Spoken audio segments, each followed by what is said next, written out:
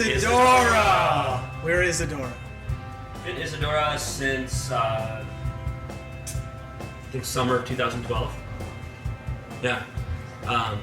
Jesse, Nick, and myself have been playing together for a little bit longer, and we had a former project which kind of evolved into the current lineup around that time. When Ian came in on bass and Josh on keys, and called it Isadora. And I rush back to the house. I rush back. So right now we're in Bushwick, Brooklyn, and we rehearse in this beautiful... An old brewery. Yeah, an old brewery called Danbro, where a lot of other musicians rehearse and practice. And we are all spread out across Brooklyn and even some in Manhattan now, and this has been our home for the last couple of years. I write a lot of this, like a lot of the songs kind of start like in my bedroom, or sometimes I go upstate and try to do a lot of writing while I'm up there. Then I'll but it's funny because like the way the songs turn out once the band like gets its hands on it, they're completely different from when it started. And I think it's kind of they just develop in ways that I never could have predicted, and I think that's just kind of coming from the unique chemistry of these five people.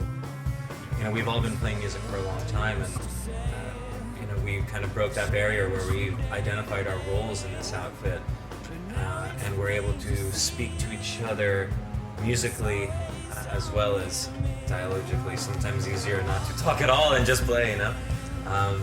But we really established our roles so that when a new piece is on the table, everyone sort of has their own vocabulary and their own template to draw from, and it does create this sound that we get, which is a mashup of all of our influences, really. The night and through the day, just the same.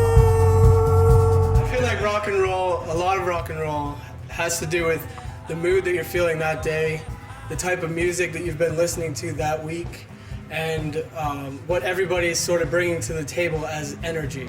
And energy all comes out together on stage to create one piece of music. And every song's always different because every energy in every song is always different. So rock and roll is all about the energy and all about coming together on stage, making it happen. You know, we were super adaptable to playing different venues as well. So we had a show at Rockwood. It's a much smaller space, all the wood, the actual wood, you know, in the room. So that set that we prepared had a lot of violin because it seemed to fit the venue very well.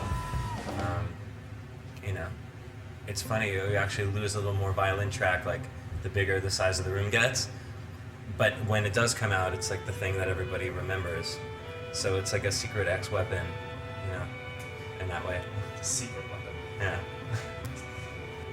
We don't really have any gimmicks or like backing tracks or any like tools to rely on other than just ourselves and our music and our instruments. We should all wear white suits. What do you guys think? Yeah, we go through this like every other day, what we should all do.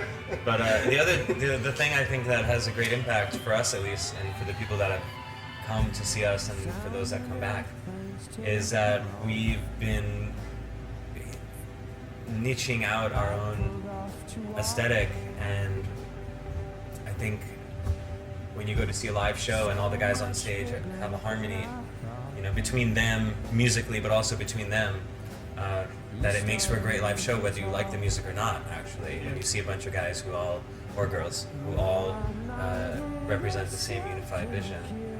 That makes for a very impactful show, and we all are completely behind what it is that we do. So I think that's our ticket, actually. It's just keep doing the music that feels good. Yeah. Is keeping me awake.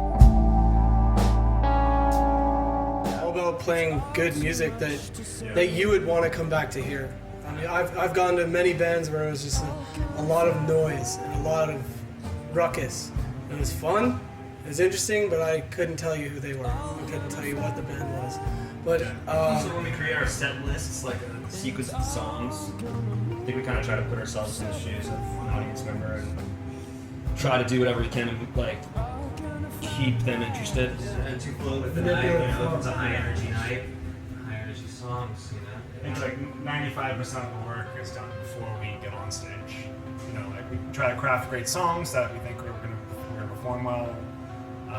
We've got a pretty good set list, and we try to think about what the audience is gonna want to hear. Yeah. You know, and then we get on stage, and we just hope that we prepared well, and that we can convey, you know, our music effectively.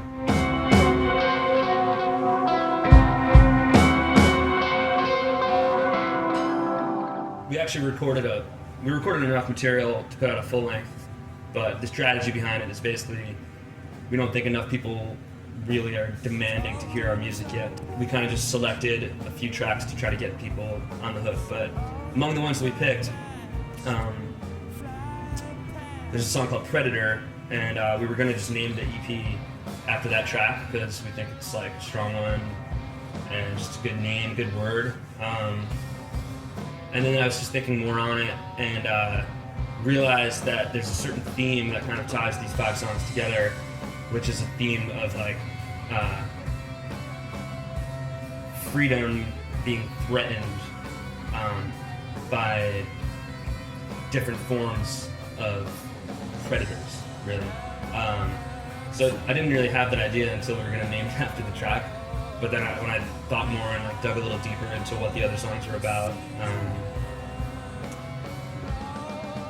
that threat comes in a lot of different forms, and I think it's something that I deal with, and just the need to like maintain sort of the feeling or whatever it was that drove me to like start this band and want to be doing this, keeping those forces at bay.